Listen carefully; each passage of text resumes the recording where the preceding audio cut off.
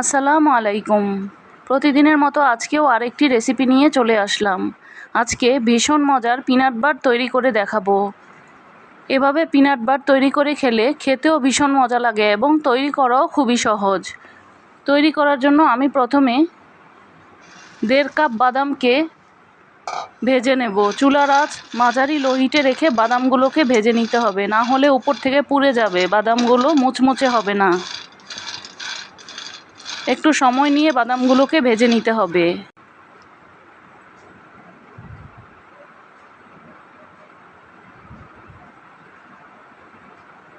বাদামগুলো যখন হয়ে আসবে তখন এভাবে মাঝখান থেকে ফেটে যাবে। এখন বাদামগুলোকে আমি একটি বাটিতে ঢেলে নিয়েছি। এবার সবগুলো চোকলাকে আমি ছিলে বাদামগুলোকে পরিষ্কার করে নিয়েছি। এবার চুলায় একটি প্যান বসিয়ে 1.5 কাপ চিনি দিয়ে দেব। বাদামের পরিমাণ আর চিনির পরিমাণ সমান সমান হতে হবে। চিনিটা গলতে গলতে আমি এদিকে একটি প্লেটের উল্টা পাশে তেল ব্রাশ করে নেব। স্টিলের প্লেট নেওয়ার চেষ্টা করবেন। এদিকে চুলার আঁচ কমিয়ে রেখে চিনিটাকে ক্যারামেল করে নিতে হবে, না হলে চিনিটা পুড়ে যাবে। একদম লো হিটে রেখে চিনিটাকে ক্যারামেল করে নিতে হবে। একটু সময় নিয়ে চিনিটা ক্যারামেল করতে হবে। চিনিটা গলতে শুরু করলে চিনিটাকে একটু নাড়াচাড়া করে দিতে হবে। চিনিটা পুরোপুরি গলে গেলে এখন চিনির সাথে বাদামগুলোকে দিয়ে দিতে হবে। চুলার আঁচ কিন্তু বাড়িয়ে দেওয়া যাবে না। চুলার আঁচ একদম লো হিটে রেখে বাদামগুলোকে দিয়ে ক্যারামেলটার সাথে ভালোভাবে মিশিয়ে নিতে হবে।